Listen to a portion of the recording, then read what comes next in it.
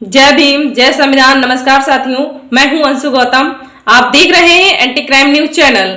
आज के एपिसोड में मेरे साथ में हैं डॉक्टर गुलाब सिंह नरवाल जी, जिनसे हम कुछ खास बातचीत करेंगे।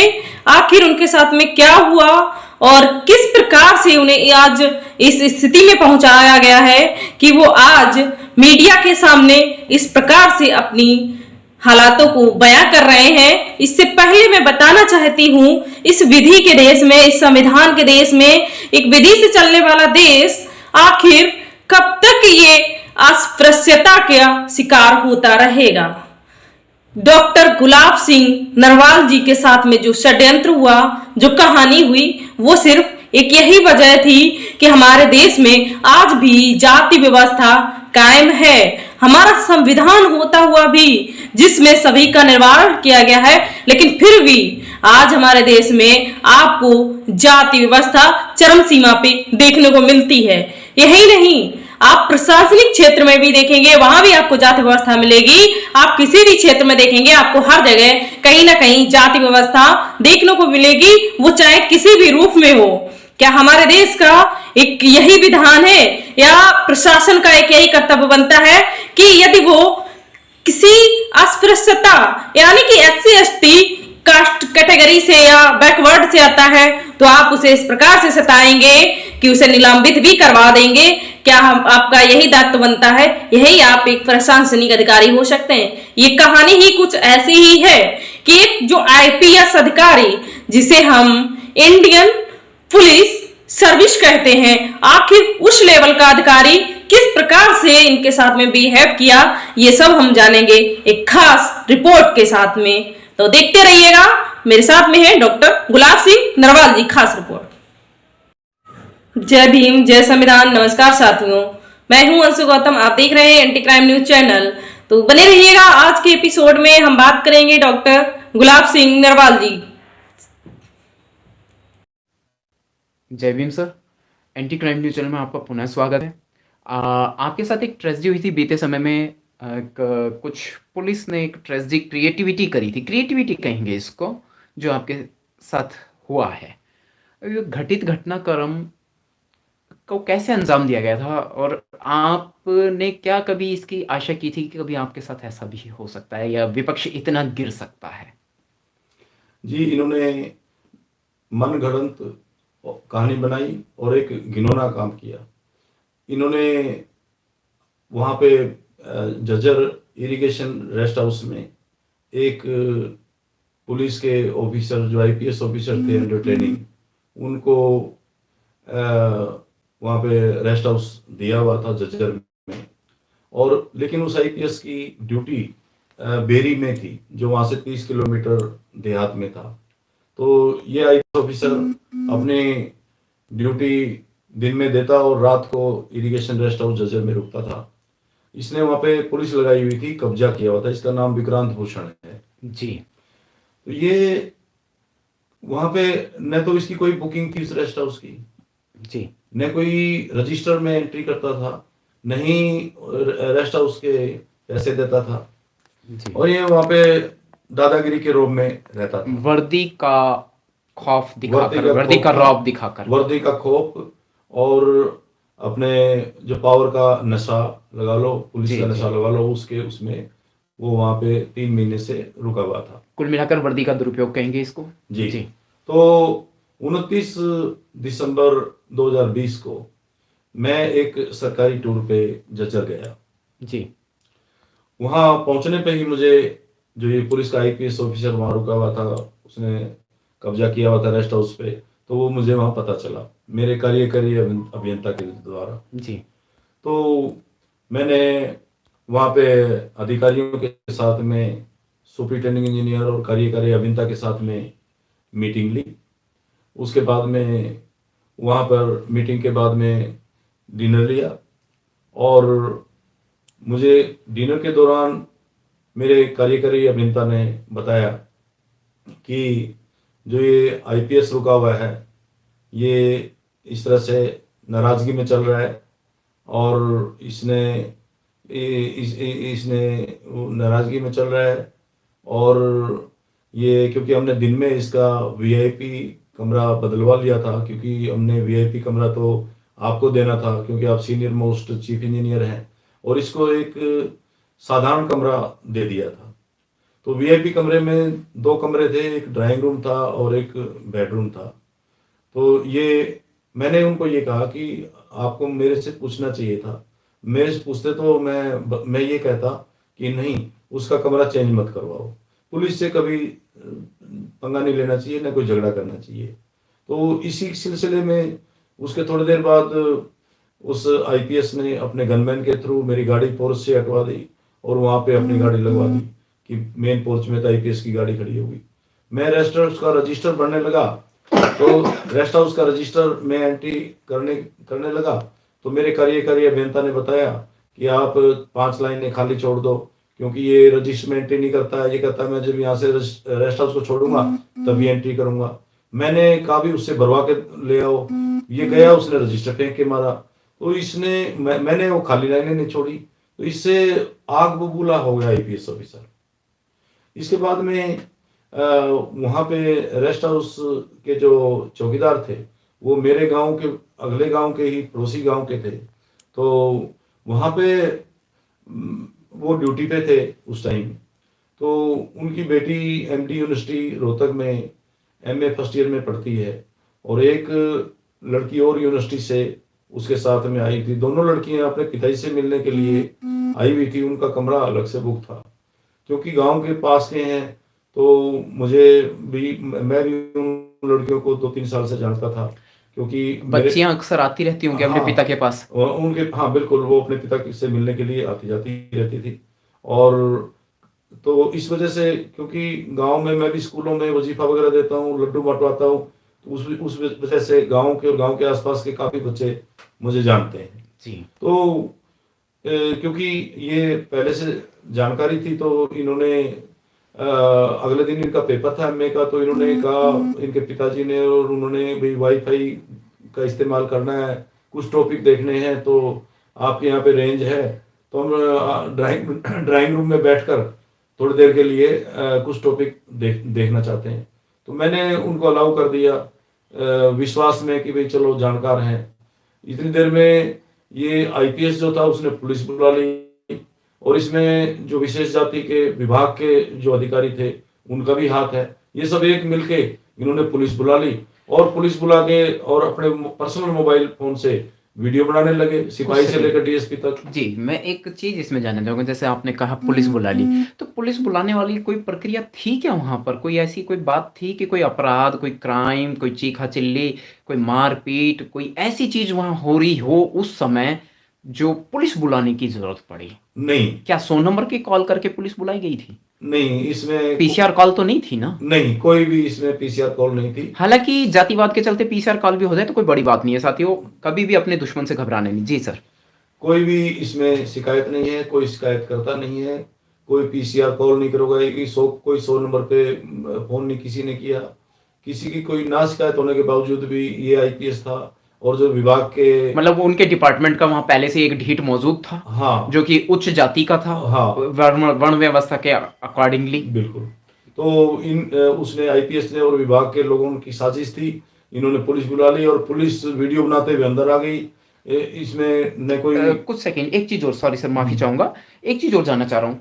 जो वो आपका पद तो ज्यादा बड़ा हुआ, आप ज्यादा बड़ी पोस्ट पर हुए, वीआईपी पोस्ट पर हुए, क्या वो आईपीएस अधिकारी, पुलिस अधिकारी जो था, वो क्या आपके लेवल को क्रॉस कर पा रहा था, या आपसे जूनियर में काउंट होगा वो है तो according to the post? According to the post he is junior most, he is under, वो ट्रेनिंग पे है।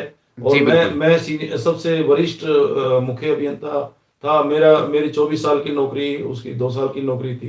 तो इस लिहाज से वो जूनियर तो था ही, लेकिन पुलिस का रोब दिखा रहा था वो। जी। तो ऐसे पर्सनल मोबाइल से सभी पुलिस वालों ने, सिपाही से लेकर डीएसपी तक ने, जब वो बच्चियों ने नेट ऑन करवाया वाईफाई की रेंज के लिए, एजुकेशन के लिए, उन्होंने कहा कि यहाँ हमारे कुछ एग्जाम वगैरह हैं, तो इन्होंने वीडियो बनाते हुए अंदर आए। ये कहा कि चीफ मुख्य अभियंता के कमरे में 2 लड़कियां हैं ड्राइंग रूम में। तो मेरे ड्राइंग रूम में अगर जानकार 2 लड़कियां बैठी हैं, तो कोई इसमें क्या गलत होगा? मैं कोई गलत नहीं समझता हूँ। तो इन लोगों ने उन्होंने, लड़कियों ने और उसके पिताजी ने मना किया कि भाई आप हमारे वीडियो नहीं बना सकते हैं। इसके बावजूद भी उन्होंने वीडियो बनाने बंद नहीं किए और पर्सनल मोबाइल से बनाए सभी ने।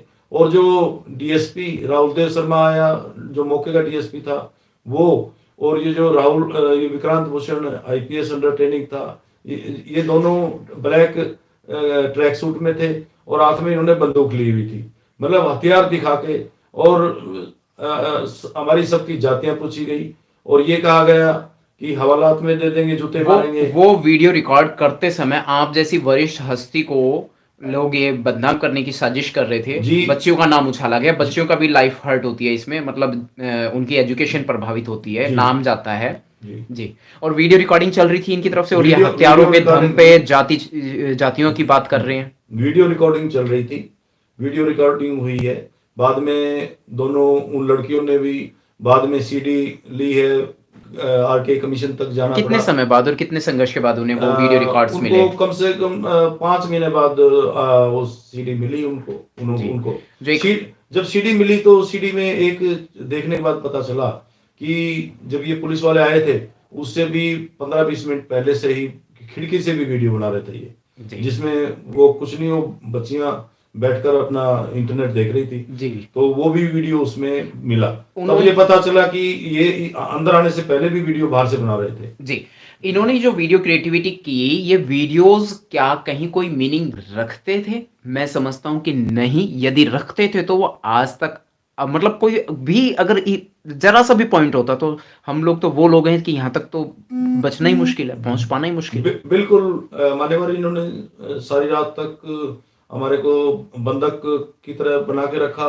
हमारे मोबाइल को हाथ नहीं लगाने दिया, पानी तक नहीं पीने दिया, न वॉशरूम तक जाने दिया। मतलब रात भर आप लोगों को और बच्चियों के पूरी साथ में रात, घेर के रखा। बिल्कुल हमारे जो मौलिक अधिकार हैं उनका हनन हुआ और हमें बंधक बनाकर रखा। देखिए, पुलिस होने के बावजूद, पुलिस की यूनिफॉर्म पहनने के बावजूद, सर्विस रिवॉल्वर का जो हथियार सर्विस के लिए मिलते हैं, उनको आत्मरक्षा के लिए मिलते हैं, उनका उन्होंने दुरुपयोग किया और यहाँ इनके इंजीनियर साहब के रूम में घुस गए। और जबकि सर ये भी है, जबकि ये था कि जो विक्रांत भूषण आईपीएस जो वहाँ पे डेरा डाले हुए था 3 महीने से, उसकी जुरिडिक्शन नहीं थी पुलिस की वहाँ पे। उसकी जुरिडिक्शन तो 30 किलोमीटर दूर थी, अलग सब डिवीजन थी। फिर भी वो जो ये पार्टी जो भी आए थे पुलिस वाले, उनकी अध्यक्षता यही कर रहा था, रेड पार्टी की लीडरशिप विक्रांत भूषण ही कर रहा था, जो कि वीडियो में साफ जाहिर दिख रहा है कि वो हथियार लेकर डराने का काम कर रहा है। कानूनी स्तर पर क्या वो वीडियो उन्होंने कहीं पे प्रेजेंट किए हैं, और किए हैं तो उन पर अभी तक कोई कार्रवाई क्यों नहीं हुई? जी, इंक्वायरी ऑफिसर के सामने मैंने उनसे स्पेशली कहा कि आप वीडियो दिखाइए इंक्वायरी ऑफिसर के सामने, लेकिन पुलिस ने और विभाग ने कोई ऐसे वीडियो और सीडी इंक्वायरी अफसर के सामने पेश नहीं किए, क्योंकि ये सभी विक्रांत भूषण आईपीएस को बचाना चाहते थे। कानूनी अपील के बाद में, कानूनी संघर्ष के बाद में आप 5 महीनों बाद वो वीडियो रिकॉर्ड्स हासिल कर चुके हैं सर? मैंने नहीं किए, लड़कियों ने किए। बच्चियों ने कर लिए। वो वीडियो रिकॉर्ड्स कुल मिलाकर के आपके पास आ चुके हैं? मेरे पास नहीं है, उन्हीं के पास है। मतलब एक ही बात है सर। हाँ। तो आप सबको जो उन्होंने ठेस पहुंचाई, तो इसके अगेंस्ट आप कैसे जाएंगे या कैसे जा चुके हैं? जी, दोनों बच्चियां और उनके परिवार ह्यूमन राइट्स कमीशन में और वुमेन कमीशन में गए हुए हैं और उनकी वहाँ पे जांच चल रही है। और उन्होंने पुलिस के जो ये डीजीपी हैं पुलिस के, उनको भी लिख के दिया है कि पुलिस के खिलाफ, इन लोगों के खिलाफ राइट टू प्राइवेसी, डिफेमेशन और जबरदस्ती किसी को बदनाम और परेशान करने की साजिश करना, बंधक बना के रखना। डीजीपी को लिखा है कि एफआईआर लॉन्च करो, इनके खिलाफ कार्रवाई करो, लेकिन कोई अपील नहीं। कोई महिला आयोग अब काम नहीं कर रहा? नहीं, वो कोरोना का बहाना बनाकर जी, सभी मुद्दों पे, हमारे SC/ST समुदाय के सभी मुद्दों पर ये कोरोना का बहाना बना के बैठ जाते हैं। खैर जी, तो इसमें यही मैं फिर से कहना चाहता हूँ, कोई शिकायत नहीं, कोई शिकायत करता नहीं, कोई मेडिकल नहीं और कोई इंडिपेंडेंट विटनेस नहीं है, कोई मेडिकल नहीं, कोई एफआईआर नहीं। और इसके बावजूद भी रात को 2 बजे हमें निलंबित कर दिया गया, न हमारा पक्ष सुना गया। देखिए, रात को 2 बजे निलंबित किए गए, वो तो अलग मैटर है ना सर, वो बात की बात है। ये तो अभी ये जो मैटर चल रहा है, इस पे बात कीजिए। हाँ, इस मैटर पे तो इस मैटर से इस निलंबन मैटर पे का हम यही कहना चाह रहे हैं कि दोनों बच्चियों पे और उसके पिताजी पे दबाव डाला गया कि आप इनके खिलाफ जो हम चाहते हैं ऐसा लिख के दो, इनको हमने अंदर करना है, इनके खिलाफ मुकदमा दर्ज करना है। लेकिन उन्होंने कहा हम तो सच्चाई बताएंगे और हमारा कोई ऐसा बच्चियों को अंडर प्रेशर लिया अंडर गया, प्रेशर किया डराया गया, धमकाया उनको गया। डराया गया, उनको बंदूक दिखाई गई, उनकी जातियां पूछी गई। लेकिन वो बहादुर होने के नाते उन्होंने बिल्कुल सच्चाई बताई और सच्चाई में मतलब स्टेटमेंट जो दी उनके बेसिस पे पुलिस मेरे खिलाफ या उनके खिलाफ कुछ भी नहीं कर पाई। कर भी नहीं सकते थे, वो उनकी क्रिएटिविटी थी और ये मुकदमा तो खुद उन पर ही बनता है। हालांकि मैं बड़ा आक्रामक आगाज रखता हूँ इस विषय में कि भाई वो कौन सा थाना लगता है सर उनका, एरिया कौन सा लगता है? Jhajjar police station, Jhajjar police station. Civil station, civil police station. वो पुलिस के लोग जो वहां पर पहुंचे थे उस वक्त, तो वो अभी भी मौजूद होंगे? वो सभी वहीं पोस्टेड हैं अभी भी, जबकि मैं लिख चुका हूँ कि इनको आप वहां से किसी दूसरे जिले में बदलिए। वो वहाँ मतलब ठीक नहीं है उनका रहना वहां पे, क्योंकि जो एविडेंस है उसको डिस्ट्रॉय करेंगे वो। लेकिन उनको सरकार हटा नहीं रही है वहां से। According to the law action होना चाहिए ऐसे पुलिस अधिकारियों के खिलाफ या नहीं? हाँ हाँ, बिल्कुल एक्शन होना चाहिए। मैंने भी बल्कि बर्खास्ती कर देना चाहिए। हाँ, ऐसे लोग पद पर रह के किसी की बहन बेटी बच्ची को उठा के गुंडागर्दी कर सकते हैं, रेप कर सकते हैं, क्राइम कर सकते हैं। जी, मैंने भी पुलिस के डीजीपी हरियाणा को लिखा है कि इनके खिलाफ मुकदमा दर्ज करिए। और मैंने राष्ट्रीय अनुसूचित जाति आयोग में भी केस किया हुआ है। और पुलिस की भी छवि खराब कर रही है लोग तो। बिल्कुल बिल्कुल बिल्कुल, ये लोग, इस तरह के लोग बर्खास्त होने चाहिए। इनको सर्विस में रहने का कोई हक नहीं है। जी बिल्कुल। और ऐसी कार्रवाई ना करके आप जैसे वरिष्ठ अभियंता को ये लोग परेशान कर रहे हैं नाहक ही। जी बिल्कुल परेशान कर रहे हैं। क्योंकि आपने इसी एपिसोड में आपको निलंबित करने की बात कह दी है, हालांकि उसका इससे कोई ताल्लुक तो नहीं है, लेकिन फिर मैं सर अभी नहीं, इससे ताल्लुक है सर। निलंबन हमारा ताल्लुक रखता है। जी बताइए, रखता है बताइए कि ये घटना है 29 दिसंबर 2020 की। जी। इससे जस्ट 2 महीने पहले 29 अक्टूबर 2020 को हमारी फाइल प्रमोशन की मुख्य अभियंता से प्रमुख अभियंता बनने की माननीय मुख्यमंत्री कार्यालय में रिकमेंड होके विभाग से गई थी। तो लेकिन हमारे जूनियर सतवीर सिंह कादयान का भी उस पर 2 नंबर पे नाम गया था। जी जनाब। इन्होंने साजिश रची कि भी किसी भी तरीके से 1 नंबर वाला गुलाब सिंह नरवाल अगर किसी चीज में फंसा जा सकता है तो 2 नंबर वाला प्रमुख अभियंता बन जाएगा। तो उसके 2 महीने बाद इन्होंने ये झूठा केस साजिश तैयार की। षड्यंत्र था इनका, ये एक ट्रैप था, साजिश थी, और इसमें वो सफल रहे। मुझे 1 साल 1 महीने से घर बैठाया हुआ है और उसको उसी फाइल से प्रमुख अभियंता बना गया, जो कि बहुत बड़ी एट्रोसिटी है। जी, आपकी तरक्की को रोका गया, आपके प्रमोशन को रोका गया, आपकी सैलरीज को रोका गया, आपकी पूरी लाइफ टाइम अचीवमेंट को ब्लॉक किया गया, बल्कि पूरे बहुजन समाज को ठेस पहुंचाई उन लोगों ने आपके जैसे वरिष्ठ और काबिल व्यक्तित्व को ब्लॉक करके, सस्पेंड करके, एक फॉल्स एलिगेशंस तैयार करके, जो कि क्रिएटिविटी है, सरासर जाहिर होता है। जरा सी भी गलती होती है, मैं कहता हूं इन्होंने हाथ भी पकड़ रखा होता ना तो वो पता नहीं क्या कर जाते हैं जी, पता नहीं क्या कर जाते। और बेटी समान बच्चियां जब वहां बैठी हुई हैं अपने ही मित्र की, तो इन लोगों ने ऐसे बहाने चुन लिए हमारे कामयाब शख्सियत को परेशान करने के लिए और बर्बाद करने के लिए। जी, इकोनॉमिकल लेवल पर क्या कहेंगे सर, इतने से हालात से आप जूझ रहे हैं? इकोनॉमिक लेवल पे सर ऐसा है कि हमें जो गुजारा भत्ता मिलता है, पहले 50% मिलता था। शुरू में तो 2 महीने दिया ही नहीं था, तो माननीय उच्च न्यायालय जाना पड़ा था। तो माननीय उच्च न्यायालय के निर्देश से गुजारा भत्ता मिला, और जहाँ पे प्रमुख अभियंता को लिखित में माफी मांगनी पड़ी माननीय उच्च न्यायालय में। तो उसके बाद फिर 50% 6 महीने तक मिला, फिर उसके बाद 75% हो गया।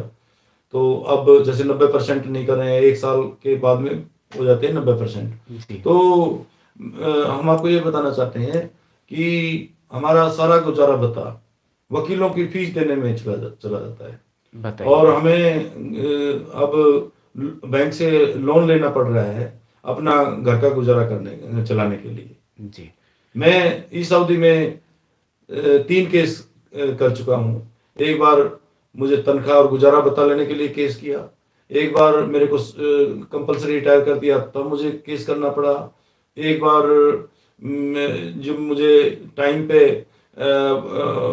मेरे जो प्रोसीडिंग्स हैं फाइनल नहीं किए, डिसिप्लिनरी प्रोसीडिंग्स फाइनल नहीं किए, तो मैंने अवमानना का केस लगाना पड़ा, वो जिसकी तारीख 22 फरवरी 2022 है। तो 3 केस करने पड़े। मैं समझता हूँ कि कितना मेरा पैसा लगा होगा। जी जी सर, आप तो बहुत काबिल शख्सियत हैं, कामयाब शख्सियत हैं, थोड़ा बहुत इकोनॉमी लेवल भी आपका ठीक ठाक है, लेकिन हमारे समाज के, बहुजन समाज के, आपका ध्यान ज़रा दूसरी तरफ लेकर आऊँगा, समाज की स्थितियों पर लेकर आऊँगा। हमारे समाज के हालात तो इतने बेहतर नहीं है, मुट्ठी भर लोग भी बहुत मुश्किल से कामयाब हो पाते हैं। ज़रा से आप कामयाब क्या हुए कि उनको मिर्च लग गई और उन्होंने बदला तुरंत लेकर दिखाया है, आपके जीवन भर की उम्मीद और मेहनत पर पानी फेर दिया है। तो इससे कोई जो गरीब तबका है उन पे ये झूठी एफआईआर दर्ज कर देते हैं, उनकी ज़िंदगियां खराब कर देते हैं, उनको आत्महत्या करनी पड़ती है, उनकी पूरा पारिवारिक जीवन ही खराब हो जाता है, तड़प तड़प के तरस तरस के जीते हैं। आज के आधुनिक युग में भी, मॉडर्न भारत में भी, डिजिटल इंडिया जिसको बनाने की बात कर रहे हैं, मैं उस समय की बात कर रहा हूँ।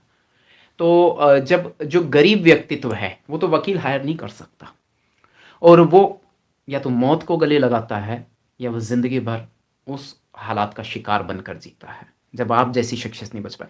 इस पर सर आपकी क्या विचारधारा रहेगी? हालांकि अन्य लोगों से हटकर है मेरी विचारधारा, फिर भी इसमें मैं यही कहना चाहता हूँ कि जो हमारे समाज के वकील हैं, माननीय उच्च न्यायालय में, सर्वोच्च न्यायालय में और दूसरे न्यायालयों में, उनको अपनी जिम्मेदारी समझनी चाहिए, हमारे ऐसे भाइयों की मदद करनी चाहिए। अभी पीछे हमने सबने जय भीम फिल्म भी देखी। जय भीम फिल्म में भी यही था कि सारा मतलब एक गरीब लड़का कैसे वकालत करता है और पूरी जिंदगी लगा देता है केस को जीतने में, कितनी बाधाएं आई थी उसको। तो इसी तरह से हमारे जो भी दूसरे साथी वकील हैं, वो भी हमारे समाज के लोगों को जरूर हाथ पकड़ के, एक गड्ढे में पड़े हैं तो हाथ का सहारा दीजिए और निकालिए, और एक हाथ से दूसरे हाथ को जोड़ते जोड़ते जोड़ते हम बहुत मजबूत बन सकते हैं। जी बिल्कुल जी। तो मतलब कुल मिलाकर के बात बात में एक ही चीज़ सामने आ रही है बार बार, क्योंकि मेरे चैनल का नाम है एंटी क्राइम न्यूज़ चैनल, क्योंकि जो जो बहुजन समाज के हित में काम करता है, एट्रोसिटी के अगेंस्ट काम करता है, एंटी एट्रोसिटी वर्ड्स मैं कई बार लिखता भी हूँ और बोलता भी हूँ। सर जी, आपके चैनल को बहुत बहुत बधाई हो कि आप समाज के दबे कुचले लोगों का सहारा बनते हो और उनको एक नई रोशनी देने का काम आपका चैनल करता है। आपको और आपके चैनल को मैं बहुत बहुत बधाई देना चाहता हूँ। जी शुक्रिया सर।